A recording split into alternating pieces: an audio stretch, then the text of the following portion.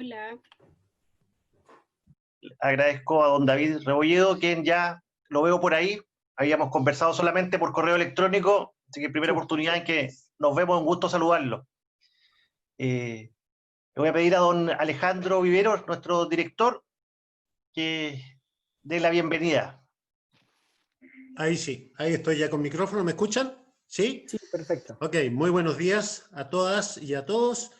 Don David Rebolledo, muchas gracias por su presencia, su voluntad de querer estar hoy día con nosotros y explicarnos y darnos a conocer un poco ese mundo tan conocido simplemente cuando lo miramos y tan desconocido que es en general para todos nosotros, porque es algo que está por ahí arriba y que lo vemos y que vemos las estrellas y algunos planetas, suponemos que lo conocemos, pero en realidad cuando empezamos a escuchar información o a buscar información nos damos cuenta que somos un punto tan pequeñísimo en el espacio que no sabemos nada. Por lo tanto, lo que usted hoy día, la información que usted nos va a traer, nos va a entregar, nos va a ayudar a entender mejor lo que es nuestro universo y lo que somos nosotros ante este universo. Gracias por su presencia, gracias por su voluntad y bienvenidas todas y todos en el día de hoy. Muchas gracias, don David. Gracias, director. También está a cargo de coordinar todas las eventuales consultas que puedan haber de nuestras alumnas, alumnos, profesores, la profesora Natacha Betancourt, que está aquí también con el logo del colegio en sus espaldas para que usted la ubique. Ella es nuestra profesora de ciencias del colegio y seguramente le va a decir algunas palabritas breves también antes que usted pueda comenzar. Natacha. Bueno, buenas tardes a todos y bienvenidos a quienes nos acompañan hoy. En el marco de nuestro aniversario número 25 del Colegio Raiken, como dijo don Ricardo, mi nombre es Natacha Betancourt y seré la moderadora en esta ocasión. Hoy nos acompaña el doctor David Rebolledo, quien es astrónomo del Observatorio ALMA, quien obtuvo su grado de licenciatura y magíster en astronomía en la Universidad de Chile. Posteriormente obtuvo el grado de doctor en astronomía en la Universidad de Illinois, en Estados Unidos, y actualmente se desempeña como astrónomo en el Observatorio ALMA, ubicado en Chile, en la región de Atacama, a 30 kilómetros de San Pedro de Atacama. Espero que la charla sirva de inspiración y les gatille muchas preguntas para nuestro invitado, quien les contestará al final de su exposición. Estas preguntas pueden realizarlas vía chat o también las pueden hacer al final de la exposición activando su micrófono. Les solicito, sí, que por favor cuando comience la exposición apagar todos los micrófonos para que no haya interferencias. Entonces, a continuación, damos la bienvenida al doctor David Rebolledo, quien presentará la charla titulada El universo frío visto con los ojos del Observatorio ALMA. Bienvenido, doctor. Gracias, Natacha. Gracias. Bienvenido a todos por darme la oportunidad, bienvenido a toda la charla y gracias por darme la oportunidad al colegio de poderle hablar un poquito acerca del Observatorio ALMA, un observatorio que está en Chile, así que todos nos deberíamos sentir parte de él también. Y también extiendo mi saludo a todo el colegio por el aniversario que están celebrando. Voy a compartir mi pantalla. ALMA es ese conjunto de antenitas que ustedes pueden ver ahí. En la charla de hoy yo les voy a contar un poco acerca de qué es lo que es ALMA, a qué se dedica, y les voy a nombrar tres resultados impresionantes que hemos obtenido durante el último año. Elegí esos tres de manera bastante arbitraria, porque hay muchos más, pero yo creo que son tres bastante relevantes. Uno que tiene que ver con el posible hallazgo de vida en Venus, que quizás ustedes vieron las noticias la semana pasada. ¿Qué es ALMA? ALMA es un radiotelescopio. Yo les voy a contar en un par de minutitos más acerca de qué es lo que significa ser un radiotelescopio, pero para darle una vista general, ALMA es un conjunto de antenas. Las mismas antenas que ustedes ven, por ejemplo, cuando van a una estación de radio o una estación de televisión, ustedes ven todas estas antenas que apuntan hacia el cielo. Nosotros usamos antenas muy parecidas, pero en vez de recibir señales que vienen de algún satélite, nosotros recibimos las señales que vienen del universo, de distintos objetos que están en el universo. En total, nosotros tenemos 66 antenas que funcionan de manera coordinada. y hasta el día de hoy somos el radiotelescopio número 1 del mundo. No hay un radiotelescopio más poderoso que ALMA y está en Chile, así que nos deberíamos sentir bastante orgullosos con respecto a eso. ¿Y por qué es importante ALMA? Es porque ALMA nos permite ver una parte del universo que hasta el día de hoy estaba oculto, y yo les voy a contar por qué.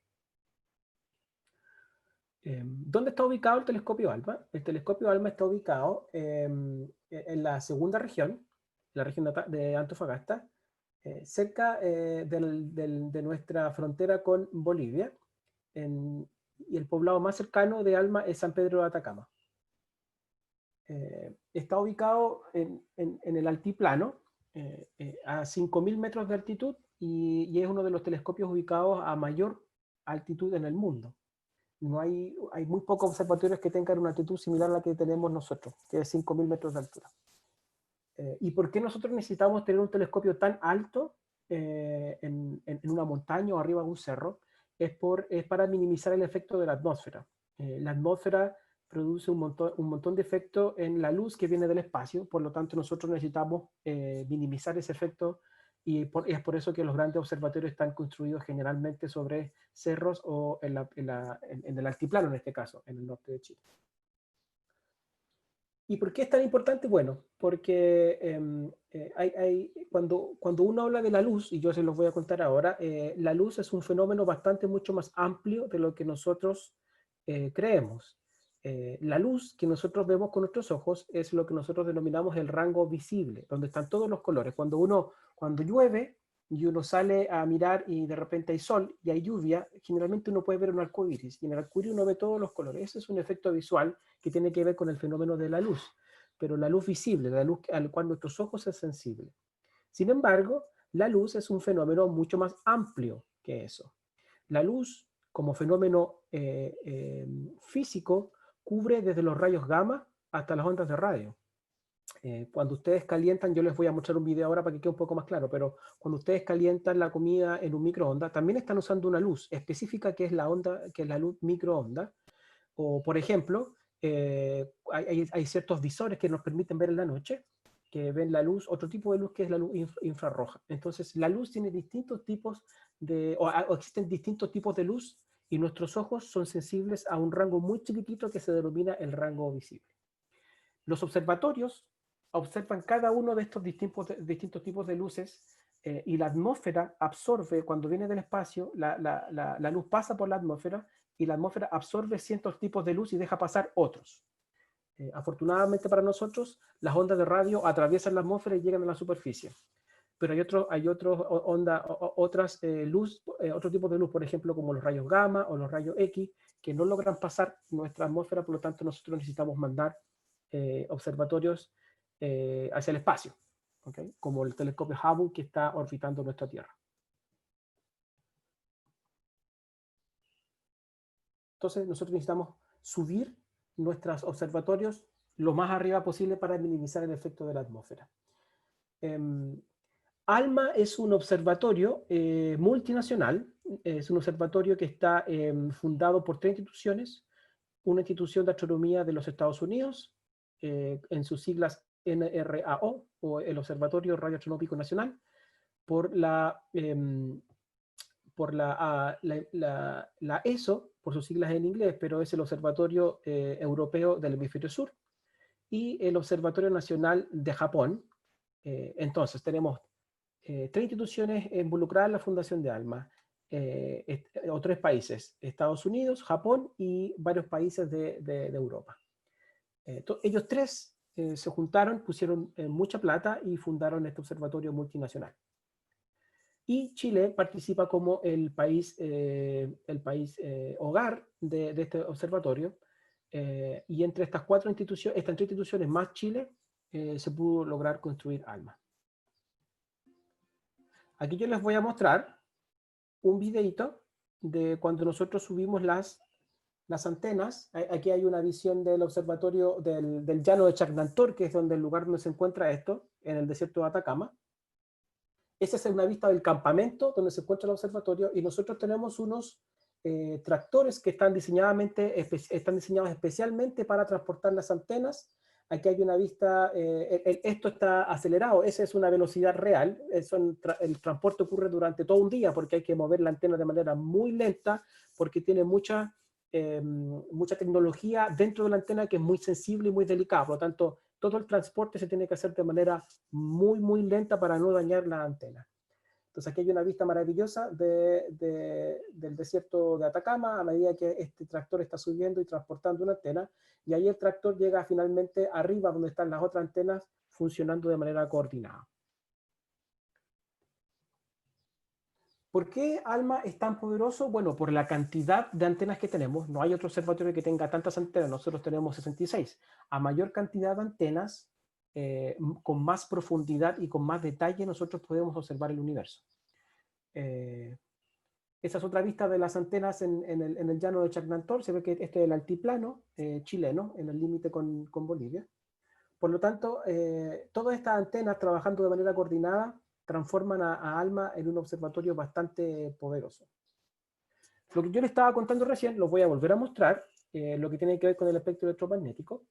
Como les contaba, la luz como un fenómeno físico o un fenómeno del espectro electromagnético es mucho más amplio de lo que pueden ver nuestros ojos. Nuestros ojos solamente ven un rango muy chiquitito que nosotros denominamos luz visible, donde están todos los colores. Pero el rango electromagnético es mucho más amplio, como les contaba. Por ejemplo, cuando ustedes escuchan radio, ustedes tienen su radio en sus casas y ustedes sintonizan, ustedes lo que hacen es moverse a distintas frecuencias y esa es luz. Y lo que hace la radio es que toma esas ondas electromagnéticas y las transforma en sonido que ustedes pueden escuchar con sus oídos. Pero eso es también luz.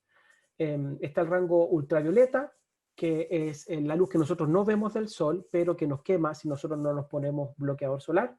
Los rayos X, por ejemplo, que se usan para sacarnos fotos de los huesitos cuando nos pasa algo, cuando nos quebramos un hueso.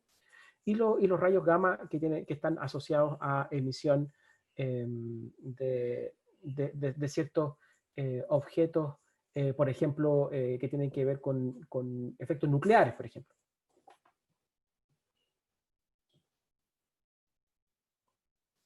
Yo les voy a mostrar un video, voy a habilitar el audio para que lo puedan escuchar, porque este es un video diseñado especialmente por ALMA, para que puedan entender los distintos tipos de luz. Voy a ajustar un poco el sonido, para que ustedes no sientan el sonido tan fuerte, ¿ok? Imagínate que pudieras ver un solo color. No que todo fuera del mismo color, sino que pudieras ver, por ejemplo, solo aquello de color verde. Y todo lo demás fuera invisible. No suena muy agradable, ¿cierto? Pero resulta que así es la realidad. Tus ojos solo ven aquello que los científicos llaman luz visible. Y esta luz es una porción muy pequeña de todos los tipos de luz que existen en el universo. Y la mayoría de estos son invisibles a nuestros ojos. Pero hay animales que sí pueden ver estos otros tipos de luz. Por eso las serpientes son capaces de ver en las noches más oscuras y las abejas distinguen las flores que tienen más polen. Ambas pueden ver tipos de luz que los humanos no vemos. Las serpientes ven luz infrarroja, así como vemos con binoculares de visión nocturna, mientras que las abejas ven la luz ultravioleta, esa que puede llegar a quemarte la piel si no usas bloqueador solar. Estos tipos de luz son parte del espectro electromagnético, como las ondas de radio, microondas, rayos X y rayos gamma. Todos invisibles a nuestros ojos, pero vitales para nuestra vida diaria. Con las microondas podemos calentar nuestra comida y con los rayos X, los cuales atraviesan la piel, los doctores pueden ver tus huesos. La historia del universo, de las galaxias, estrellas y planetas se cuentan a través de todos estos tipos de luz. Y como nuestros ojos solo ven la luz visible, los astrónomos crearon nuevos ojos para poder ver también las luces invisibles. El telescopio ALMA es uno de ellos y es capaz de observar las ondas de radio. Ciertas zonas del universo nos parecen oscuras, pero emiten un intenso brillo en ondas de radio. Por ejemplo, donde nacen las estrellas, hay mucho polvo que impide el paso de la luz visible y es tan oscuro que solo los radiotelescopios como ALMA pueden ver a través de ese polvo y observar el nacimiento de las estrellas. Así estudiamos objetos imposibles de observar por otros medios, como las galaxias muy lejanas o incluso el nacimiento de sistemas solares como el nuestro.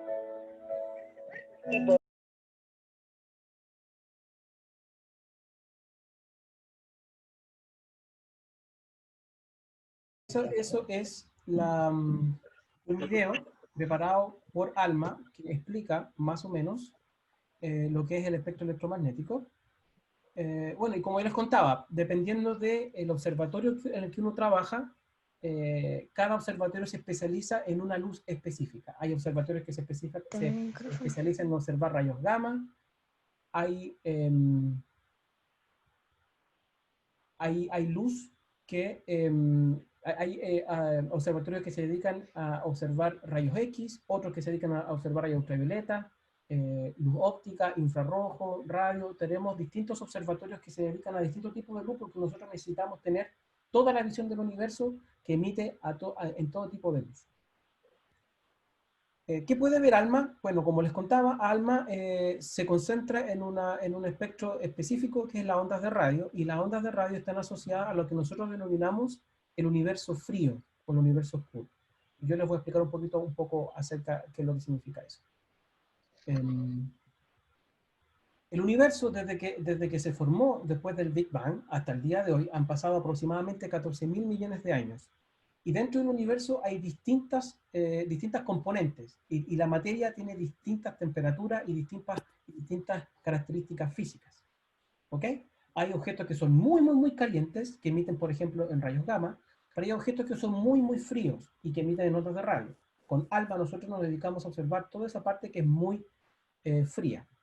Por ejemplo, acá hay un ejemplo que les quiero mostrar. Esto es una galaxia que se llama Centauro A, que es una foto que se sacó desde el observatorio de La Silla, que está acá en Chile.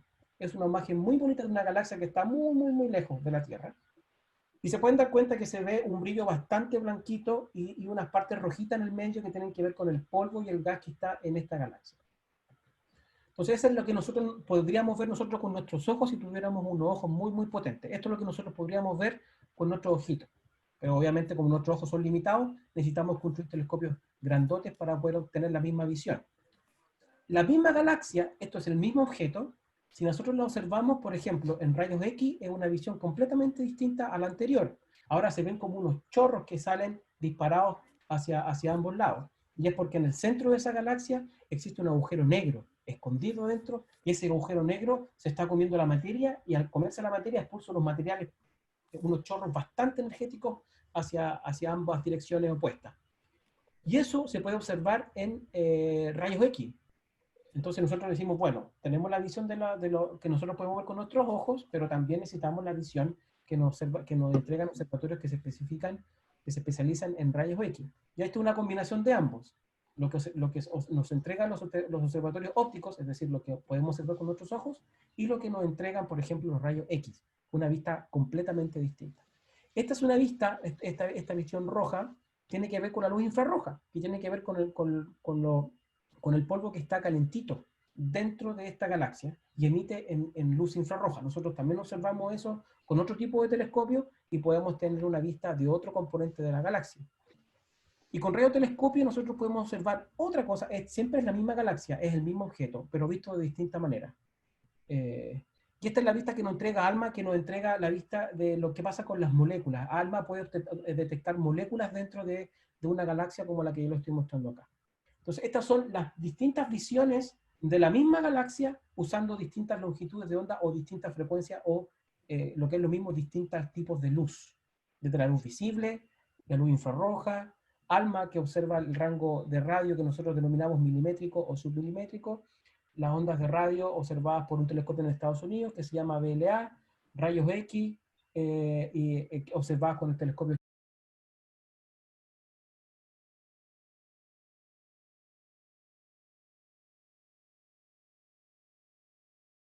Bueno, ¿qué es lo que puede observar ALMA? ALMA lo que puede observar es distintas cosas, pero principalmente en lo que se especializa es observar, por ejemplo, la emisión de moléculas dentro de un cuerpo o de un objeto en el espacio. Y yo les voy a contar un poquito después cómo es que nosotros lo podemos hacer. Pero es una de las cosas que se especializa. Las moléculas emiten luz también, emiten mucha luz, y esa luz nosotros la recopilamos en nuestro observatorio y nosotros podemos hacer un mapa y saber dónde están ubicadas las moléculas en el espacio. No acá en la atmósfera, sino que en el universo. ¿Ok? Por ejemplo, esta es una imagen de una estrella que está en su última fase, una estrella que está muriendo, y al morir emite material, y este material empieza a formar como unas espirales. La estrella está en el centrito, y estas espirales están alrededor. Y todo ese material emite luz, y nosotros lo podemos estudiar con nuestro observatorio ALMA a alta resolución. Ahora les voy a mostrar otro video también diseñado por el observatorio ALMA que explica con mayor detalle qué cosas puede observar el observatorio ALMA usando las ondas de radio. Nuestros hogares y el universo tienen algo en común. Pueden llenarse de polvo. Cuando regresamos de vacaciones muy prolongadas, nuestras ventanas pueden estar tan sucias que ya no podemos ver a través de ellas. Los astrónomos tienen un problema similar. Cuando usan telescopios ópticos, es decir, que ven la misma luz que nosotros, no logran observar a través de los rincones más polvorientos del universo. Son como muros oscuros que tapan la vista. Al igual que cuando dejamos de ver todo lo que pasa afuera por causa de nuestras ventanas sucias, también nos perdemos algunos de los acontecimientos más importantes del universo que ocurren dentro de grandes nubes de gas y polvo. Las estrellas nubes demasiado oscuras para la mayoría de los telescopios. Los astrónomos quieren entender cómo ocurren estos nacimientos, puesto que las estrellas y los planetas son elementos imprescindibles para la vida. Se necesita un planeta donde vivir y una estrella que proporcione energía. Para eso hay dos opciones: encontrar una forma de limpiar el polvo o usar unos binoculares especiales para atravesarlo. Para nosotros la primera opción sería fácil, pero no para los astrónomos. Como no pueden limpiar el espacio, necesitan construir una herramienta especial que vea más allá del polvo. Con la ayuda de ingenieros se desarrollaron los radiotelescopios. Uno de ellos es ALMA. Estos telescopios ven un tipo de luz que no es tapado por el polvo, las emisiones de radio. Algunos objetos del universo son tan fríos que no producen energía suficiente para ser vistos en la luz visible, pero emiten ondas de radio, las cuales son generadas por procesos menos energéticos. Por lo tanto, aunque podamos ver el Sol y otras estrellas durante su infancia, su adolescencia y su adultez, solo los radiotelescopios pueden ver las estrellas en pleno nacimiento, ya que éstas generan poca energía. Y además, observar los planetas en proceso de formación en los discos de polvo que rodean las estrellas recién nacidas. Y nosotros nos preguntamos, ¿por qué algunas estrellas son mucho más grandes que otras? ¿Cómo se forman los planetas alrededor de estrellas recién nacidas? ¿Por qué algunos sistemas solares son tan diferentes del nuestro? Estas son algunas de las preguntas que ALMA ayudará a responder.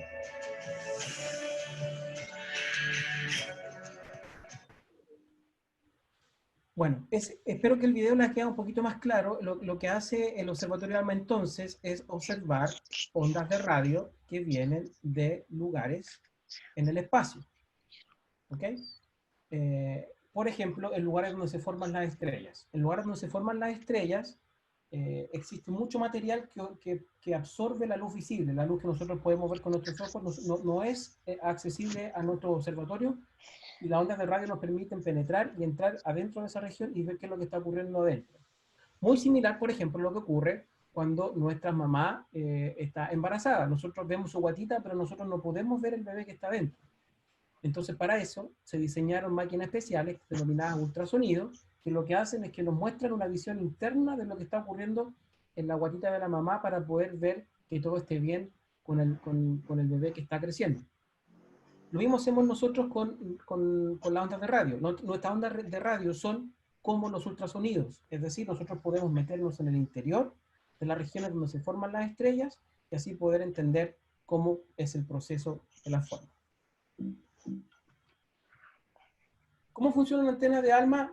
Esto lo voy a decir de manera bastante rápida, pero básicamente es que nosotros tenemos una antena, recibimos la luz del espacio, la luz llega en una antena y la antena lo que hace es que la lleva a un punto focal y la recibe en un receptor y de ahí nosotros podemos detectar la señal desde el espacio. Cada antena está equipada con distintas maquinarias y distintos receptores que son sensibles a distintos tipos de luz, en este caso en el espectro de radio. Así que nuestras antenas son bastante inteligentes y ellos son capaces de detectar ondas de radio. Para poder sacar una foto del cielo, al igual que cuando nosotros compramos una cámara o compramos un teléfono celular, nosotros cada vez queremos sacar mejores fotos, ¿verdad? cuando nosotros vemos fotos, para nosotros, cuando yo me refiero a nosotros, gente como yo, que tiene 37, 38 años, nos damos cuenta de que las fotos que nos sacaban cuando en nuestros cumpleaños, hace 20, 30 años atrás, son unas fotos que uno nos mira y uno casi puede distinguir cosas, porque las fotos eran de mala calidad comparada con las fotos que se pueden sacar ahora, con una resolución espectacular. Lo mismo pasa con los astrónomos. Los astrónomos cada vez, a medida que avanza la tecnología, cada vez nosotros sacamos mejores fotos del espacio. Y para poder sacar mejores fotos del espacio necesitamos tener telescopios cada vez más grandes.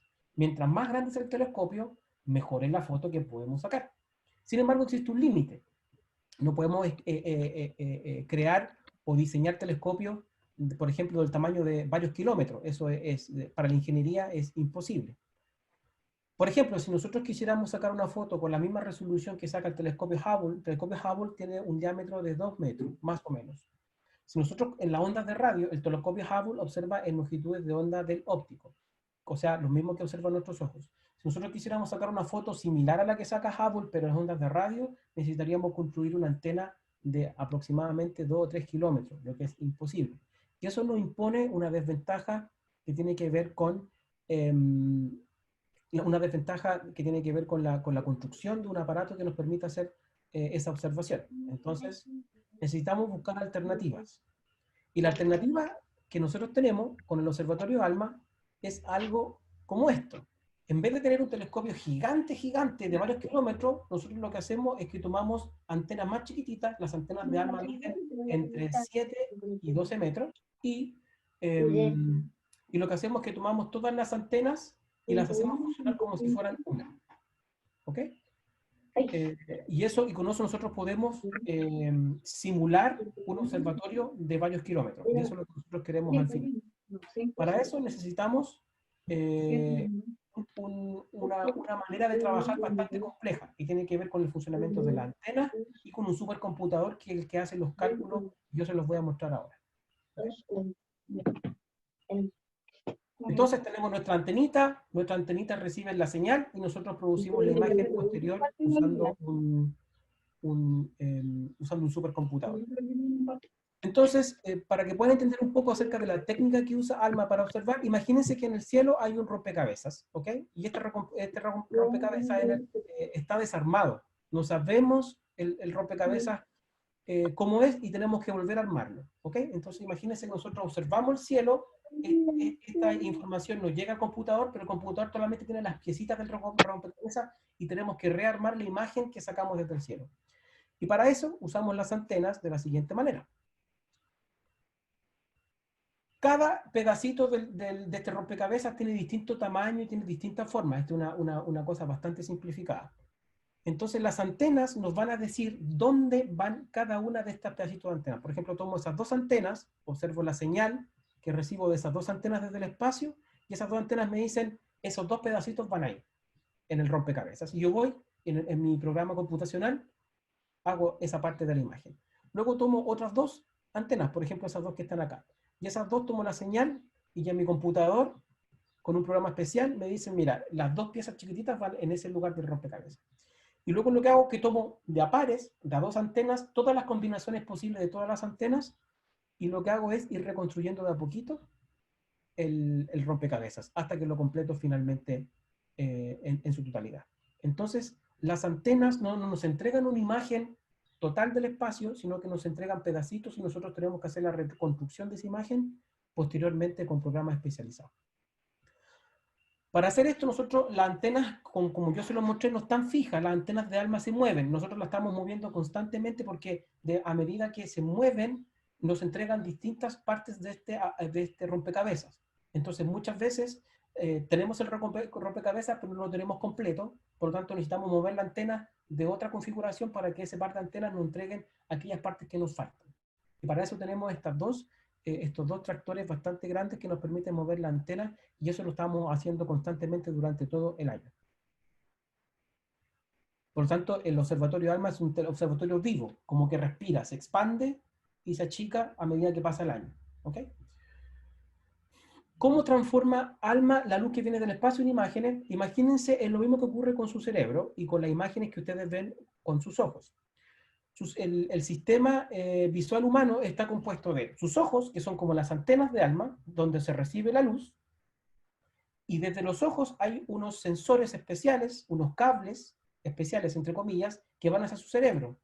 Su cerebro toma la señal que viene de esos ojos, la reprocesa y genera la imagen que ustedes ven. ¿Okay? Entonces tenemos los ojos, después tenemos el nervio óptico que transmite la señal hacia el supercomputador, que es su cerebro, que toma estas señales y hace el cálculo y genera la imagen que ustedes ven. Así funciona más o menos el sistema visual. ALMA es súper parecido. ALMA, los ojos de ALMA son las antenas, ahí reciben la luz. Tenemos una fibra óptica, que es el nervio óptico que transmite la señal, y tenemos un supercomputador, que es nuestro cerebro, que lo que hace es que toma las señales que ven todos nuestros ojitos, que son nuestras antenas, y produce la imagen final. El supercomputador que nosotros tenemos es un computador especialmente diseñado para el telescopio ALMA, y se necesitarían más de 3 millones de computadores portátiles para tener una capacidad similar a la que tiene nuestro computador. Entonces es uno de los computadores más rápidos que existe en Chile hasta el momento, y es especialmente diseñado para nosotros. ¿Qué hemos aprendido con ALMA? Esta es la parte quizás más importante de la charla. Por ejemplo, una de las preguntas más importantes, o quizás una de las preguntas que más me hacen, es cómo se formó el sistema solar, cómo se formó nuestra Tierra, cómo nos formamos nosotros, cómo llegamos nosotros a existir en el universo. Es una de las preguntas grandes que tiene la humanidad y que todavía no tiene una respuesta definitiva, porque todavía no sabemos mucho acerca de cómo se formó. Pero gracias a ALMA sabemos un poquito más. Esta es una vista del sistema solar.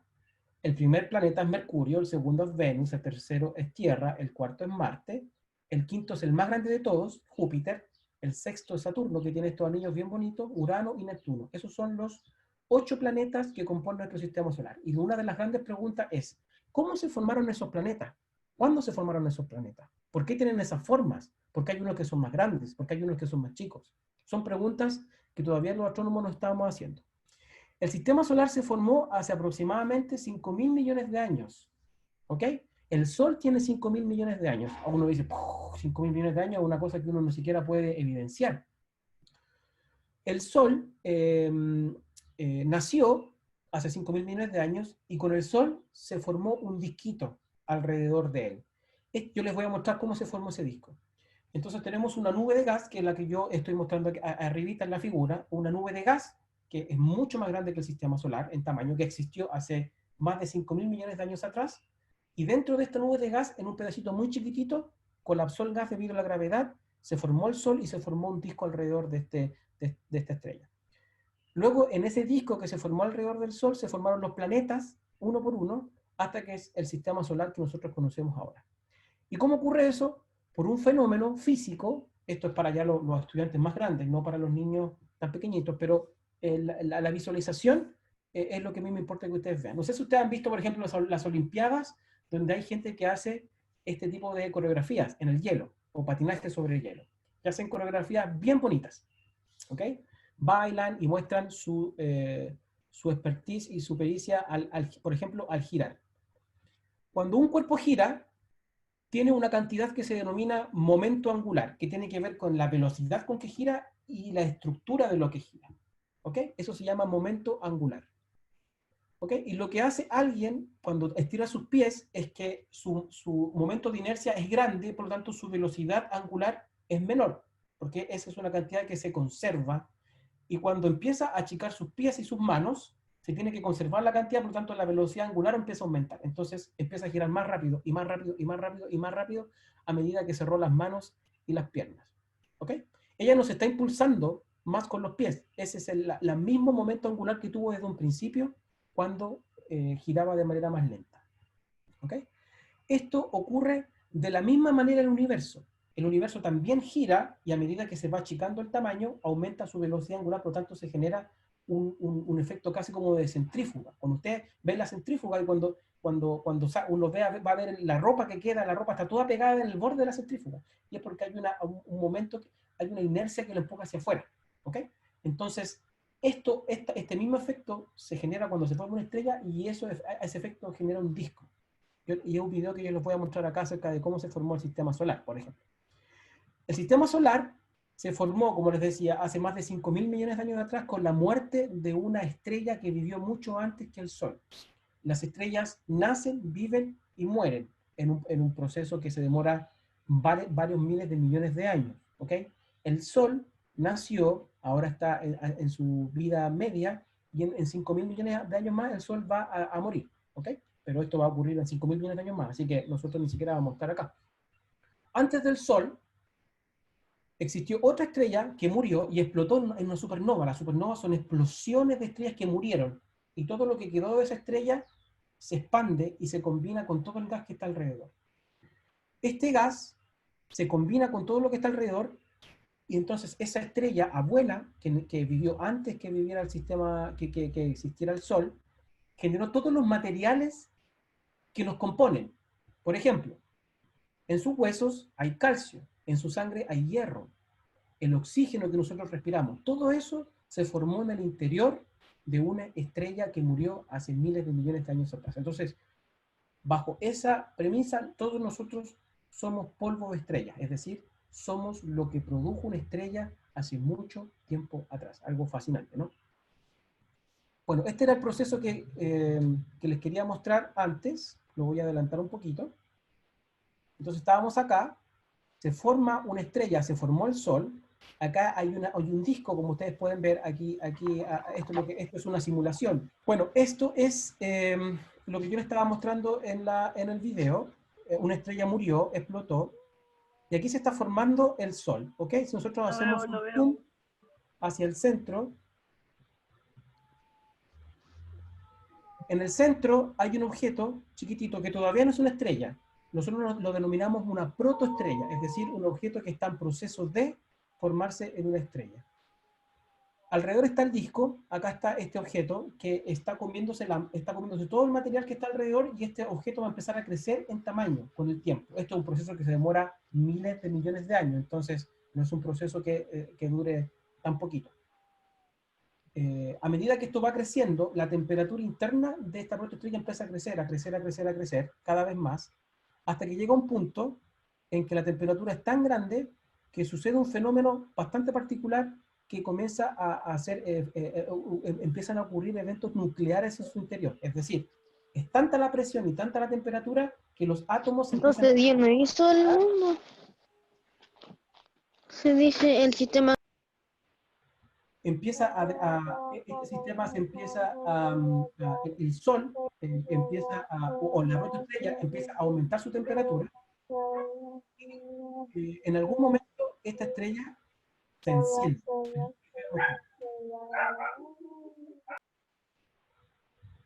Entonces se quita la protoestrella, ya empieza a llenarse de energía en la interior de la estrella, y en algún momento empieza y la estrella se enciende y nace una nueva estrella, y así es como se formó nuestro Sol.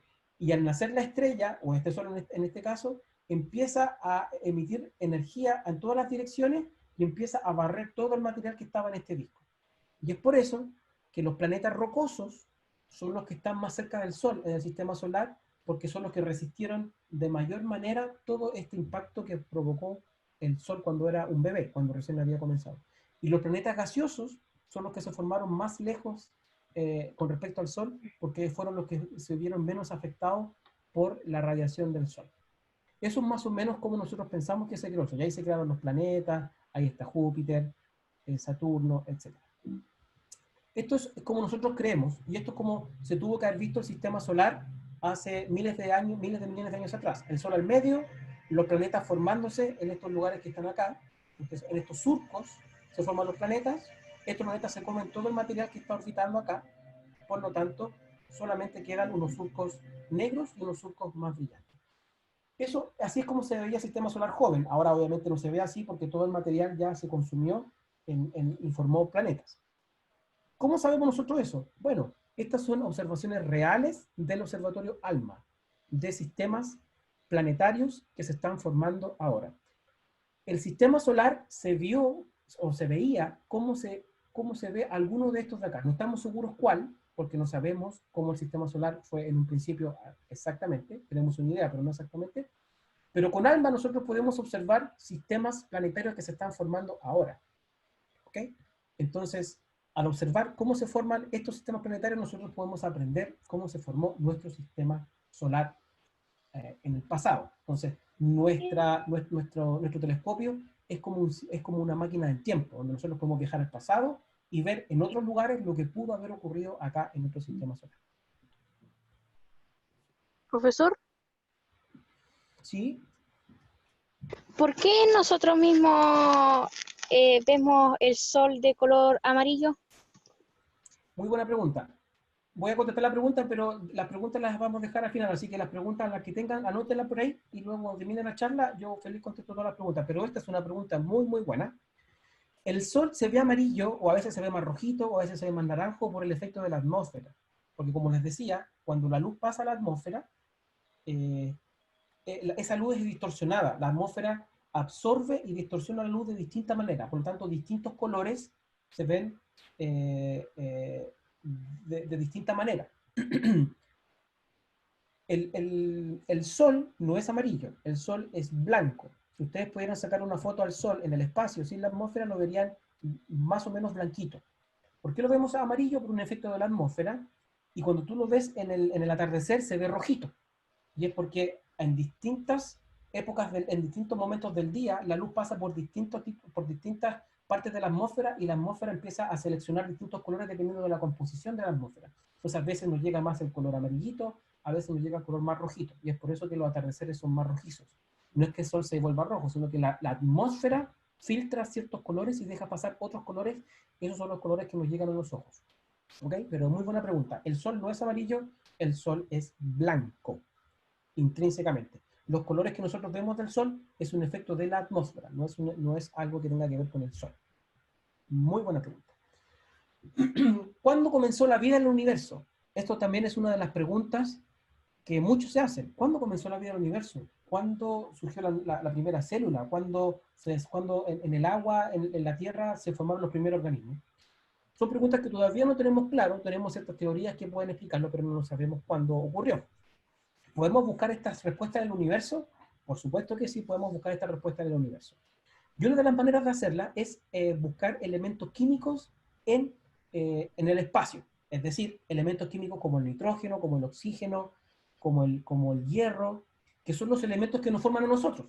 Si no existiera el hierro, si no existiera el calcio, si no existiera el nitrógeno, el oxígeno, nosotros no pudiéramos existir. Entonces nosotros necesitamos saber cómo se formaron esos elementos que posteriormente nos formaron a nosotros en el universo. Una pregunta. ¿Por qué el sol brilla?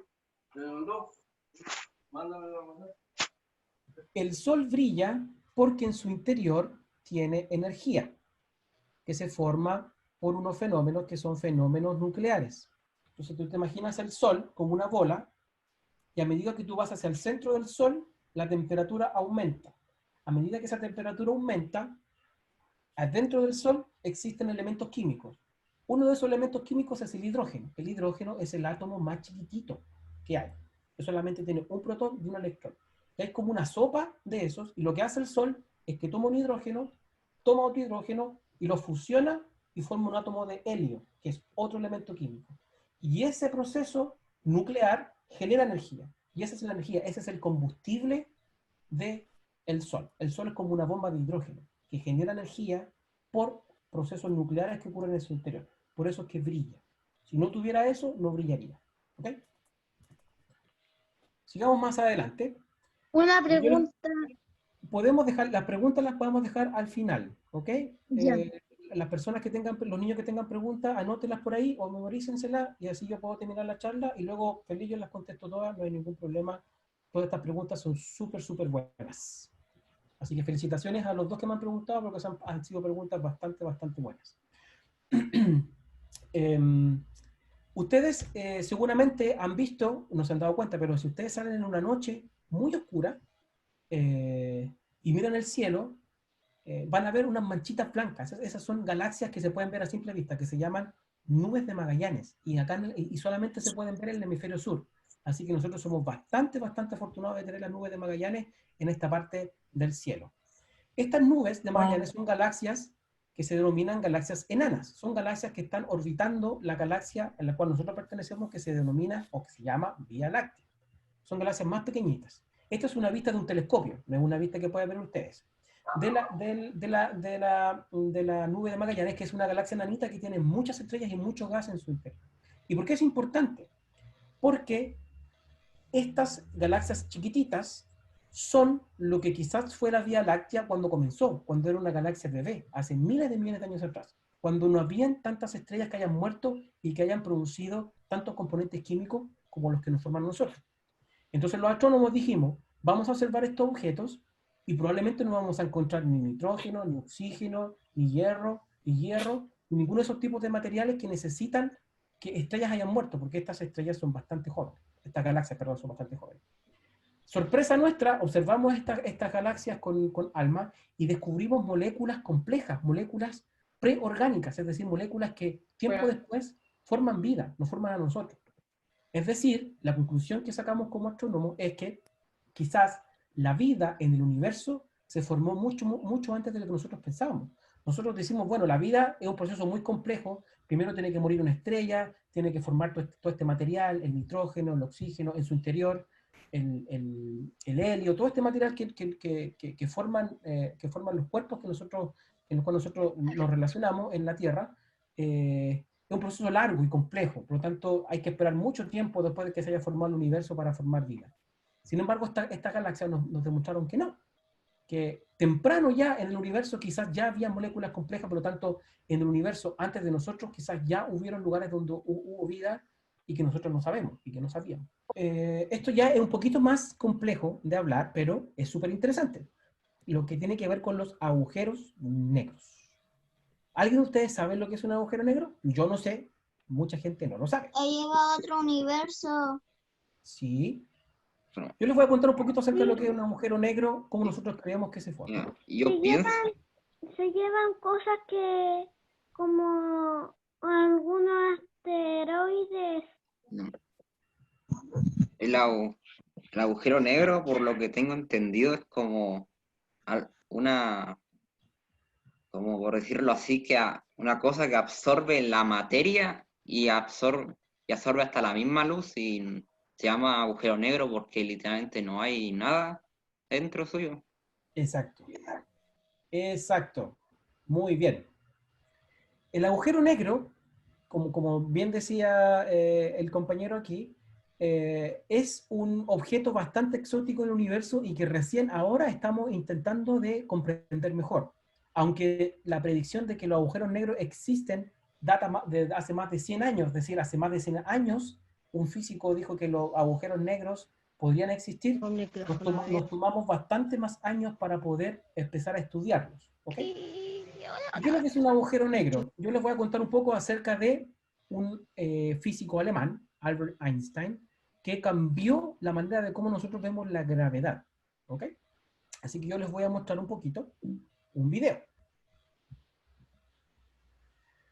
La fuerza de gravedad, como la pensó Einstein, tiene que ver con la distorsión de lo que nosotros denominamos el espacio y tiempo. Nosotros estamos aquí presentes en el espacio y el tiempo pasa, ¿verdad? Segundos, minutos, horas. Antes de Einstein todos pensaban de que todo eso era absoluto, es decir, no había forma de cambiar eso. El tiempo pasa igual en todas partes y el espacio es igual en todas partes. Einstein dijo, no, eso no es así, y hay algo que lo distorsiona, y son las masas de los cuerpos. Mientras más masivo sea el cuerpo, mayor es la distorsión del espacio y del tiempo. Y para poder verlo de manera visual, esto es una representación bastante simple, no es real, bastante simple, de cómo funciona la distorsión del espacio-tiempo. Imagínense que ustedes tienen una cama, no sé si ustedes han saltado en una cama elástica, uno cuando sube una cama elástica uno se hunde, ¿verdad? Y mientras uno tiene más peso, la cama elástica se hunde más. Entonces, lo que pensó Einstein fue de que en realidad el espacio-tiempo es como esta cama elástica, y cuando hay un cuerpo masivo muy grande, por ejemplo una estrella, o un planeta, o un agujero negro, esto empuja esta cama elástica hasta el fondo, es decir, genera un hoyo en esta cama elástica, como lo está generando este peso aquí. ¿Ok? Entonces, aquí esta persona arrojó un peso y tiró una bolita. ¿Y esta bolita qué es lo que hace? Esta bolita con una cierta velocidad empieza a orbitar alrededor de este peso que está en el centro. Y esto es más o menos lo que ocurre con el Sol en el centro y los planetas que orbitan. Los planetas obviamente no caen en el centro del Sol, sino que siguen orbitando, pero esto es una representación aproximada de cómo funciona, por ejemplo, el sistema solar.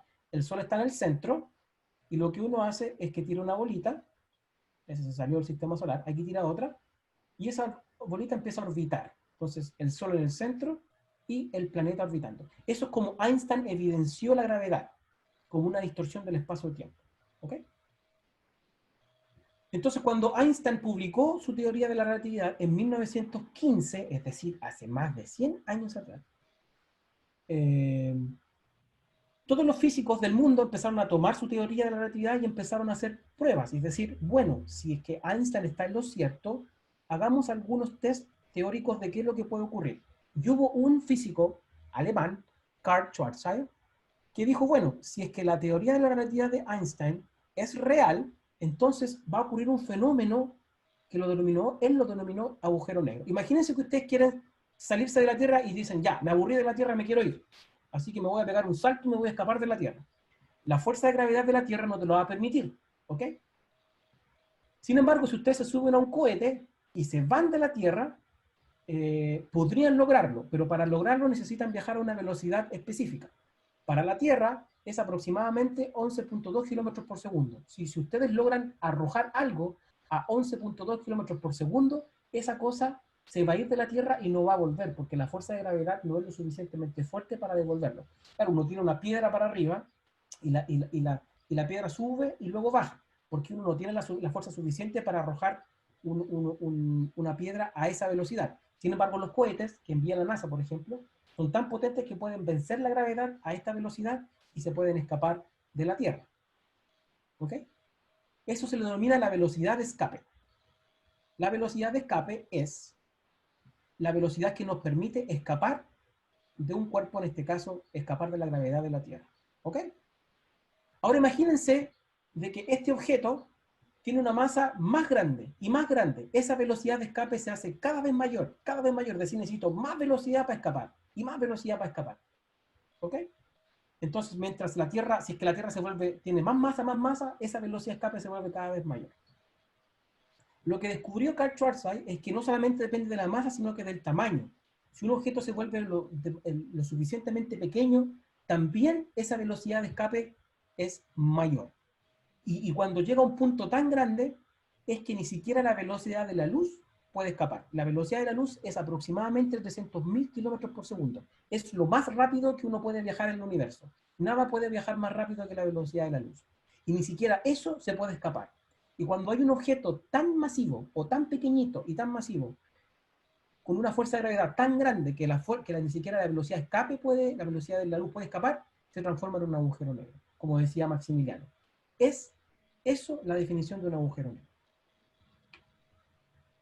Entonces uno dice, bueno, que eso fue en 1919 cuando Karl Schwarzschild lo dijo, o 1916, por ahí. ¿Por qué pasó tanto tiempo hasta que nosotros pudiéramos confirmar estas teorías? Porque como son objetos tan chiquititos, es muy difícil verlo en el espacio. Con nuestros telescopios no es posible detectarlo, pero sí podemos detectar su efecto en otros cuerpos. Y uno de esos objetos son los agujeros negros supermasivos, que fue lo que ALMA descubrió. Les presento la galaxia M87, es una galaxia que está muy lejos de acá, está a 55 millones de años luz de distancia de la Tierra, es decir, una galaxia que está muy lejos. Es una galaxia que es aproximadamente 2 veces el tamaño de nuestra Vía Láctea, por lo tanto estamos hablando de un monstruo en el espacio, y tiene 10 veces más estrellas. En el centro de esa galaxia existe un agujero negro supermasivo. Existen distintos tipos de agujeros negros, existen los agujeros negros de tamaños, por ejemplo, como con masas que son similares a la masa del Sol, y hay hay agujeros negros que tienen millones de veces la masa del Sol, o sea, son unos monstruos, son unas cosas gigantes que existen en el espacio. Y esos agujeros negros masivos, supermasivos, están en el centro de algunas galaxias.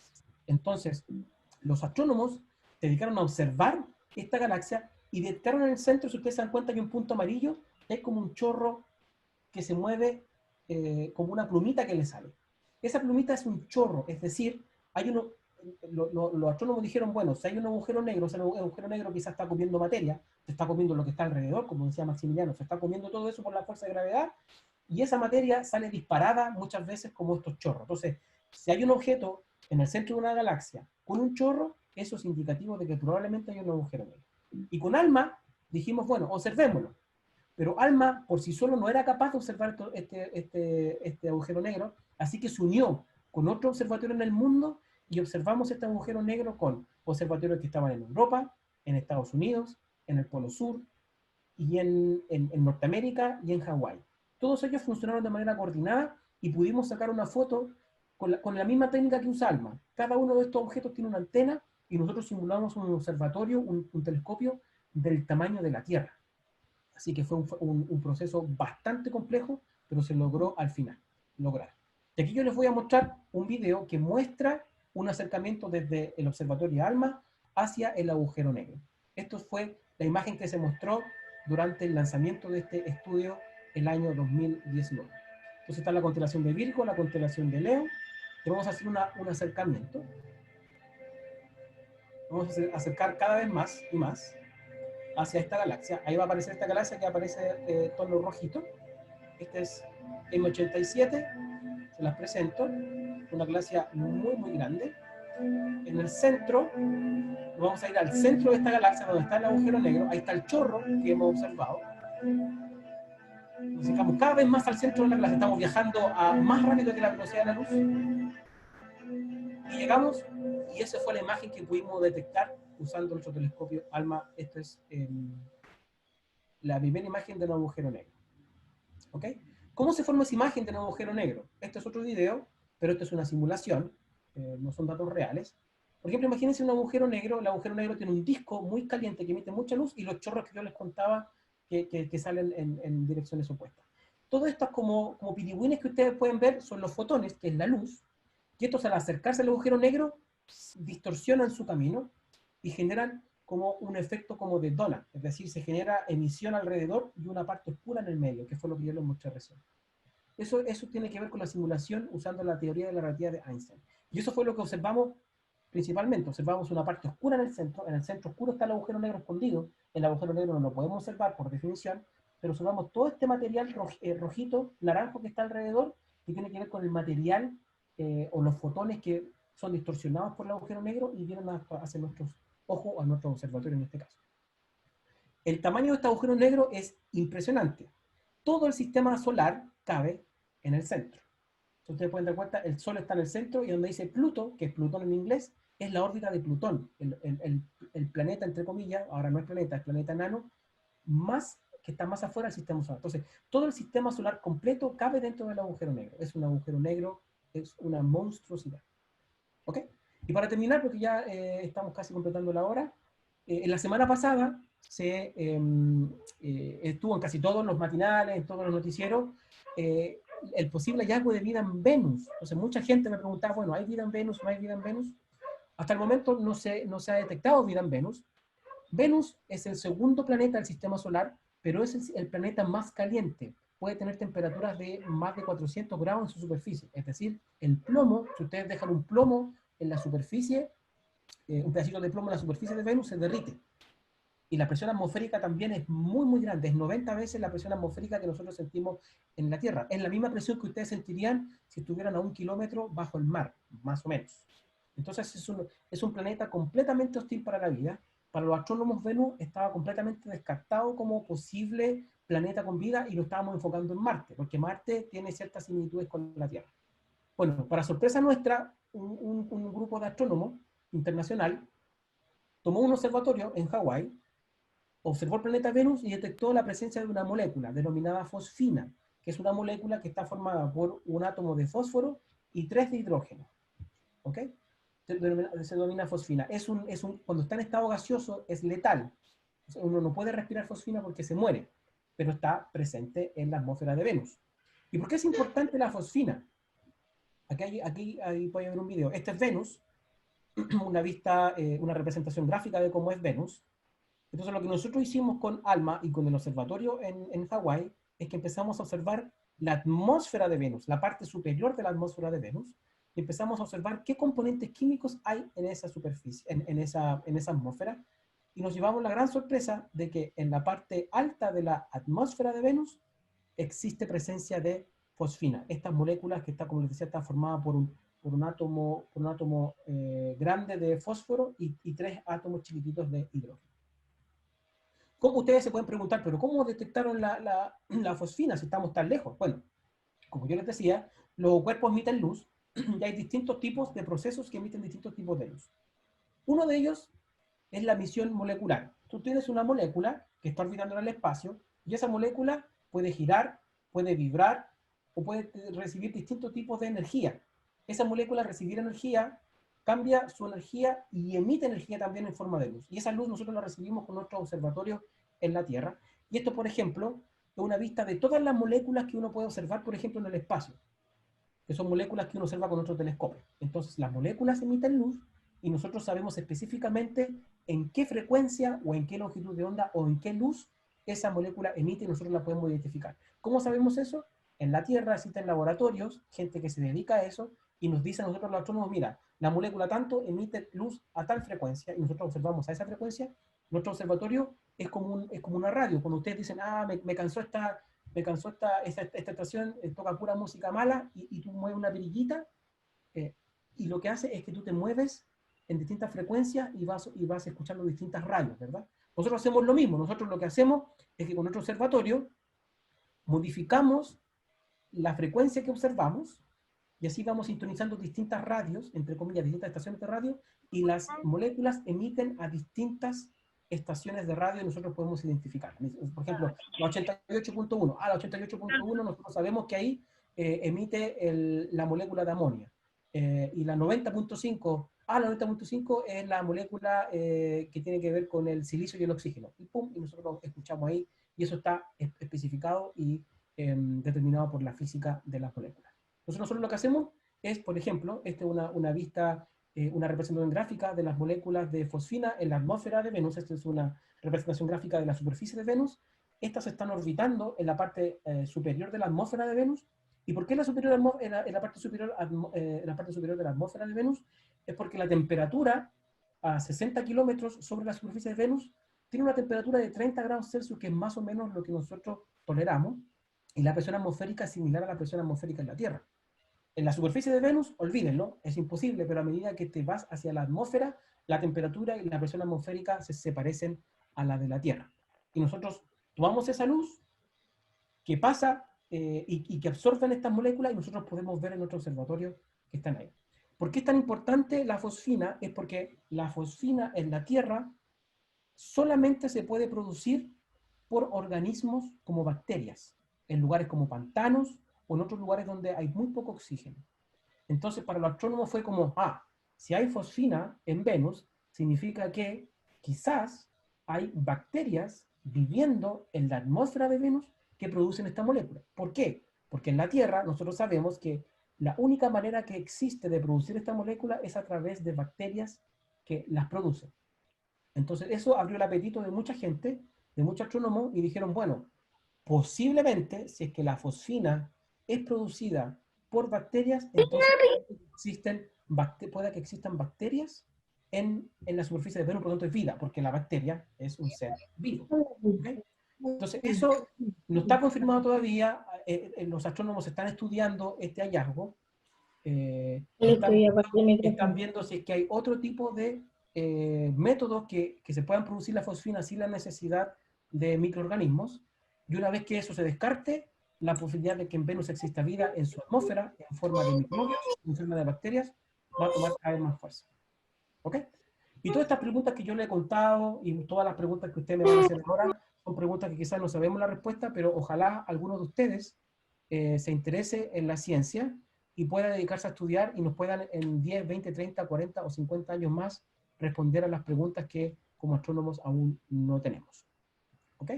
Voy a terminar acá, solamente agradeciendo a Alma por todo el esfuerzo que nos hace y encantado de tomar las preguntas que los niños tuvieron o la gente en general tuvo durante la charla. Tengo una pregunta, profe. Empecemos con las preguntas. Hay una pregunta Natacha. acá de Lucas Paredes.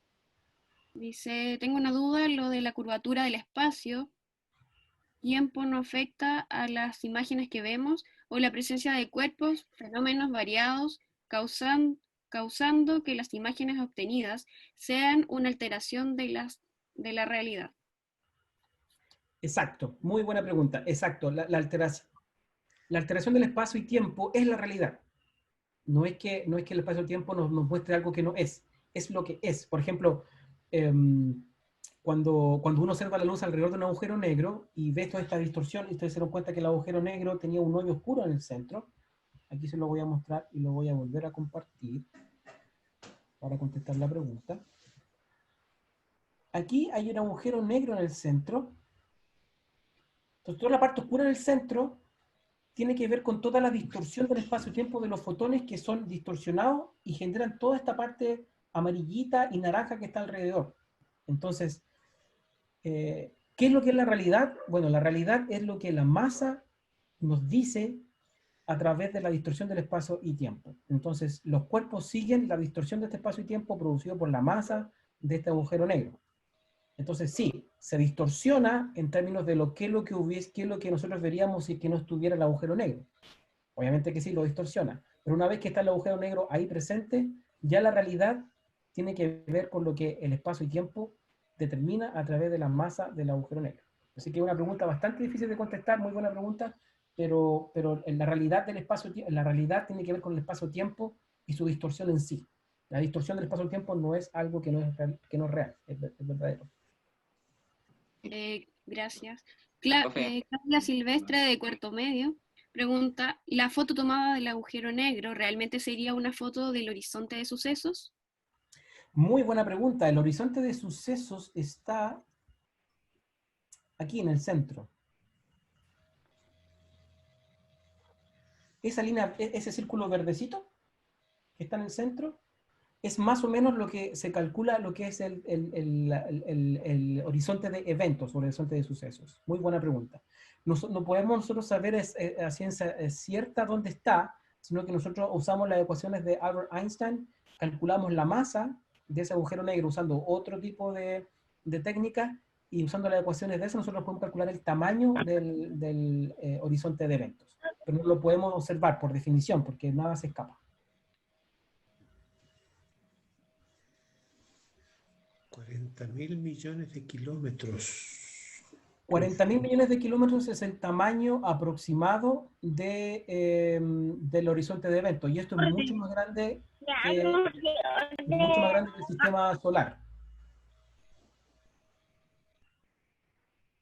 Y la masa de este agujero negro es de 6.500 millones de veces la masa del Sol. Es como que uno tomara 5.500 millones de soles y los pusiera juntos y formara un super agujero negro. Así que es monstruoso el agujero negro que está ahí. Está muy lejos. Ya, por el chat voy anunciando las preguntas que están realizando, por favor, hacerlas por ahí. Acá hay otra que dice, tengo una duda, ¿hace cuántos años se creó el planeta Tierra? El planeta Tierra no sabemos exactamente, pero probablemente 4.500 años, 4.000 millones de años atrás, más o menos. El Sol se formó hace 5.000 millones de años aproximadamente, y la Tierra se formó más o menos a 500 millones de años después, o 4.500 millones de años atrás.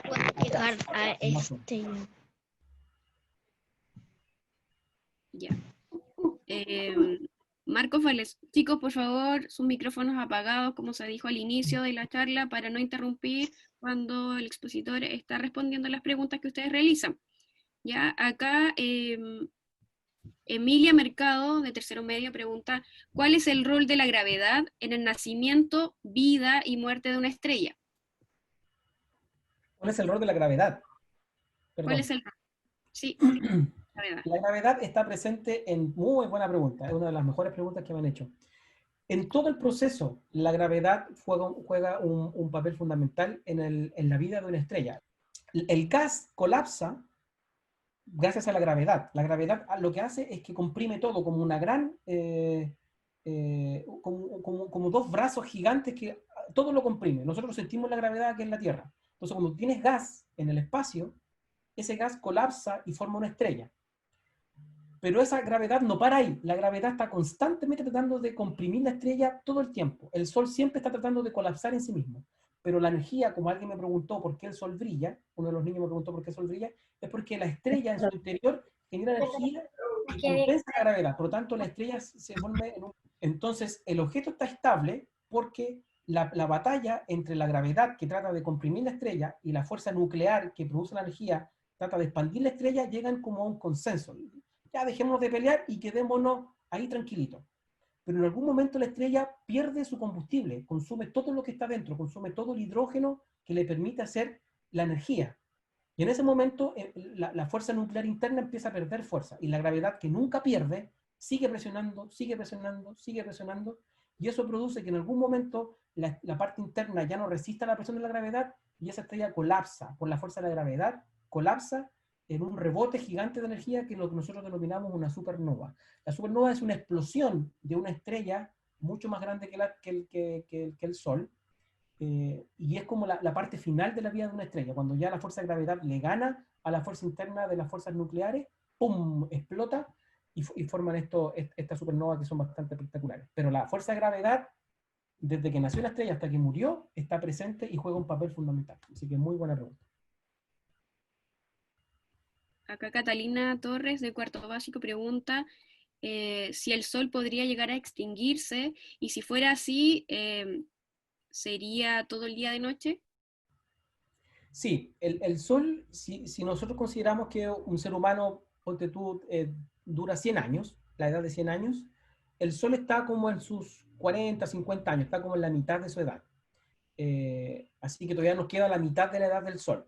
Una vez que el Sol ya no tenga energía suficiente para mantener toda la parte interna o para mantener su brillo, el Sol lo que va a hacer es que se va a expandir, se va a hacer cada vez más grande, más grande, más grande, más grande, más grande, porque empieza a buscar el hidrógeno, que es su combustible, que está en las capas exteriores del Sol. Y al hacer eso se expande, se expande, se expande, y el Sol se va a expandir tanto que se va a hacer tan grande como la órbita de Marte. Entonces, Júpiter, Venus y la Tierra van a quedar dentro del Sol y por lo tanto van a ser completamente destruidos. Ahora, esto va a ocurrir en 5.000 millones de años más, es decir, cuando ninguno de nosotros exista y quizás la civilización humana ya se haya ido a otro planeta a vivir. Entonces esto es lo que va a ocurrir en muchísimo tiempo más adelante. Lo que queda en el centro, cuando muera el Sol, va a ser una enana blanca, que es básicamente el núcleo del Sol, bastante menos luminoso, casi imperceptible, y eso va a durar hasta el fin de los tiempos. Así que para estrellas como el Sol no ocurren supernovas, sino que lo que ocurre es que las capas se van, se expanden, se pierden en el espacio, y el núcleo del Sol queda ahí solito en el centro, y a eso se le denomina una enana blanca. Acá Maximiliano Oswald, de segundo medio, nos pregunta: ¿por qué existen términos para definir velocidades superiores a la luz, como las velocidades FTL, MFTL, infinita e inconmensurable, si técnicamente no existe algo más rápido que la luz? No existe algo más rápido que la luz en el vacío, muy buena pregunta. Es decir, cuando no hay un medio por el cual viaje. Pero cuando la luz viaja en un medio, por ejemplo, viaja en el agua, viaja en el aire, su velocidad es menor. Entonces, otro cuerpo podría viajar más rápido que la velocidad de la luz, pero en un medio, no en el vacío. Nada puede viajar más rápido que la velocidad de la luz en el vacío, que son 300.000 kilómetros por segundo. Hay ciertas velocidades que son más rápidas que la velocidad de la luz. Que son más rápidas que la velocidad de la luz, pero son velocidades teóricas. ¿Ok? Pero en términos de la práctica, la velocidad de la luz es lo más rápido que puede ocurrir. Por ejemplo, cuando surgió el universo, cuando partió en el Big Bang, tuvo un proceso de expansión mucho más rápido que la velocidad de la luz. Mucho más rápido. Pero no es que los objetos viajen más rápido que la velocidad de la luz, sino que el espacio-tiempo se expandió mucho más rápido que la velocidad de la luz. Por lo tanto, todo lo que viaja en el espacio-tiempo seguía viajando más lento que la velocidad de la luz. Entonces, aunque la velocidad de la luz es lo que no se puede viajar más rápido, es el límite, en conceptos teóricos y prácticos hay algunas circunstancias donde algo puede viajar más rápido que la velocidad de la luz, pero en ciertos conceptos físicos un poquito más complejos, y es por eso que igual se usan términos como los que tú nombraste. Por ejemplo, la velocidad infinita se refiere como que algo recorre el universo en menos de un segundo, o la inconmensurable que está como por encima del espacio-tiempo. Sí, no, no existe velocidad, por lo menos físicamente, la velocidad de la luz es el límite. No hay nada que viaje más rápido, por tanto no existe velocidad infinita. Físicamente es imposible. Bien, Natacha, solo una pregunta más porque ya estamos muy pasados de la hora. El profesor tiene poco tiempo ya y creo que ha sido muy interesante su participación, la cual agradezco de manera muy especial, ¿ya? Así que, profesor, muchas gracias por su paciencia, por su gentileza y por su amabilidad en poder acompañarnos hoy día con esta charla. No, muchas gracias a ustedes. Muchas gracias por darme la oportunidad de hablar un poco acerca de la ciencia y estoy súper impresionado bueno, no tan impresionado porque generalmente los niños son los que hacen las mejores preguntas en las charlas que yo doy, así que es una constatación de que los niños son el futuro de nuestro país y ojalá muchos de los niños que me escucharon hoy sientan por lo menos un poquito de interés en ciencia y dediquen su vida a entender un poco más el universo, que es bastante maravilloso. Y Chile es el principal país astronómico del mundo. Nuestra ciencia,